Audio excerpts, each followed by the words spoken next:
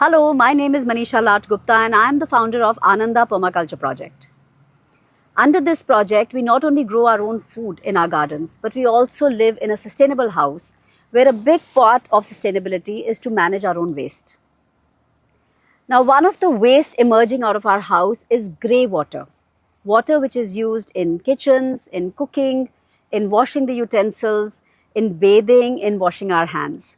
So all this water is typically soapy, it has some contaminants and we need to dispose it off somewhere ethically and sustainably.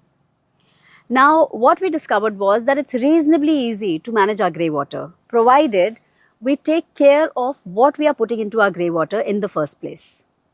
So the first rule of managing grey water is to keep the toxin load low and be careful about what detergents you are using, what cleaners you are using and what products in general you are using in the house, because we know that that will go into our grey water systems and contaminate our gardens.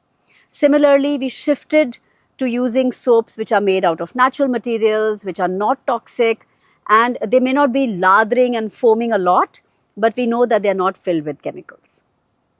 In the kitchen as well, we use non-toxic cleaners for our dishes and for our floors and countertops.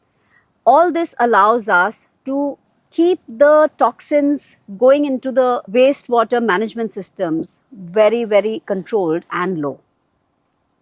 The second principle is to not aggregate all this grey water.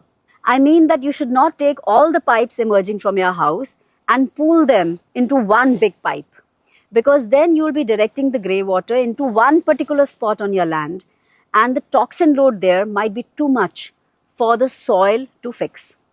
So what we've done is we have kept it decentralized. We have kitchen pipes going in a certain direction, we have the washing machine going somewhere else, we have grey water from some of our bathrooms going in one direction, from some other bathroom going in the other direction.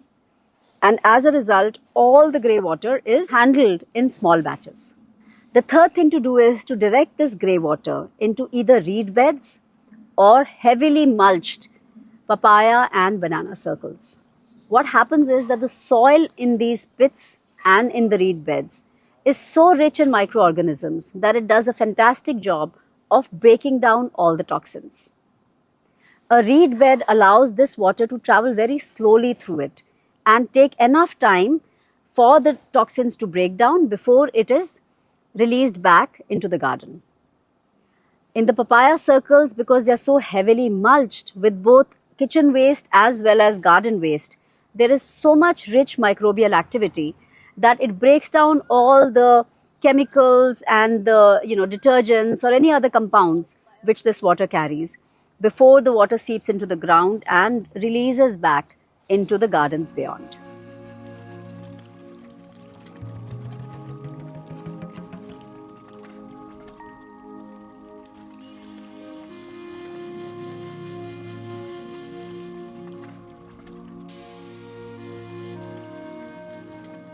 So it's very simple for you to manage your grey water, provided you understand your grey water in depth.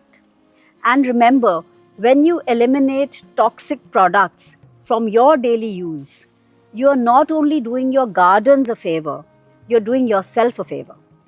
Because anything which is going to destroy the life in your garden cannot possibly be healthy for you. So I hope you will be thinking about how to manage your grey water in your project and make sure you can dispose it off sustainably in small batches around your house itself. Thanks for watching. If you find content like this interesting, you can subscribe to our channel and do click on the notification button so that when I put another video, you get notified. I'll see you again soon. Thanks for watching. Bye-bye.